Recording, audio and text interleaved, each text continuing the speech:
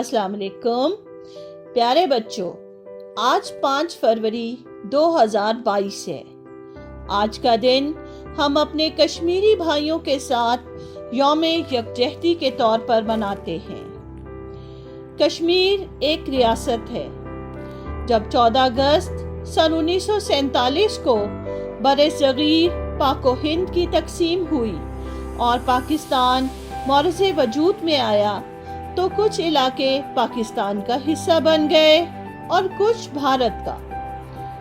इस वक्त तकरीबन 600 से ज़्यादा आज़ाद रियासतें थीं जिन्हें ये हक दिया गया कि वो किसी भी मुल्क, भारत या पाकिस्तान में शामिल होने का फैसला कर लें। जहाँ हिंदू आबादी ज़्यादा थी वो रियासतें भारत में और मुस्लिम अक्सरियत वाली रियासतें पाकिस्तान में शामिल हो गईं। कुछ रियासतें ऐसी थीं जहां आबादी का तनासुब तकरीबन बराबर था, इसलिए वहां इलेक्शन करवाकर फैसला किया गया कि वो किस मुल्क का हिस्सा बनना चाहते हैं। कश्मीर में मुस्लिम आबादी अक्सरियत में थी और वो पाकिस्तान में शामिल होना चाहते थे, लेकिन बदकिस्मती से इस वक्त यहाँ हिंदू राजा हुकूमत कर रहा था। कश्मीर की वादी इंतहाई खूबसूरत है और ये वादी हिंदू लीडर नेहरू की जाए पैदाइश भी है, इसलिए हिंदू चाहते थे कि ये भारत का हिस्सा बन जाए। उन्होंने हिंदू राजा से साज़बाज़ की और अंग्रेज़ों से मिलकर कुछ ऐसे इलाके भारत में शामिल करवा लिए जो मुस्लिम अक्सरियत के इलाके थे। अगर ये इलाके भारत में शामिल ना होते तो भारत का कश्मीर से ज़मीनी राब्ता ही ना होता। इन इलाकों में बटाला, फिरोजपुर और ज़िला जलंधर शामिल हैं। ये इलाके पंजाब का हिस्सा थे और जब पंजाब की तकसीम हुई तो इन्हें भारत को दे दिया गया।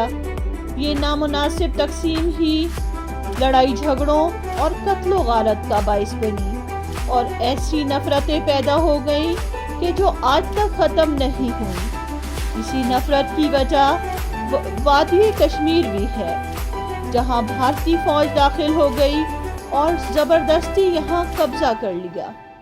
मुसलमान अक्सरियत जो पाकिस्तान में शामिल होकर मुसलमान हैसियत हासिल करना चाह रही थी, इन्हें मजबूर कर दिया गया कि वो हिंदू हुकूमत के ज़ेरे असर रहें।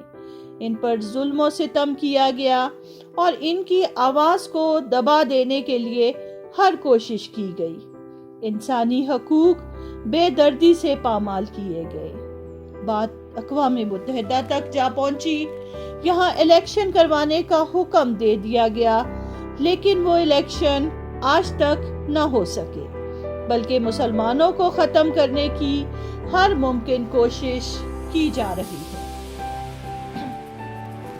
दूसरी कौमें जब लड़ाई में मुसलमानों को शिकस्त देने में नाकाम हो गईं, तो उन्होंने मुसलमानों को शिकस्त देने का दूसरा तरीका अपनाया।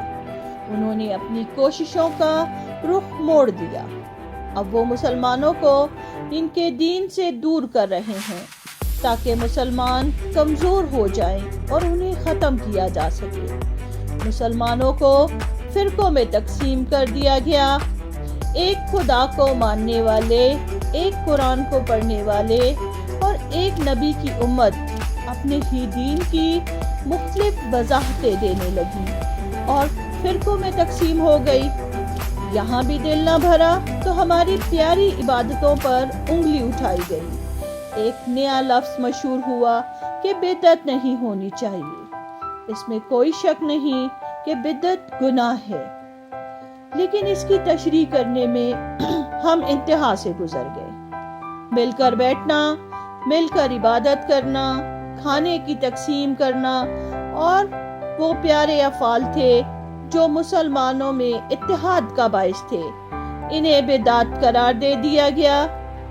कमज़ोर अकीदे के मुसलमान इसे सच समझकर इस पर अमल करने लगे और एक दूसरे से दूर हो गए।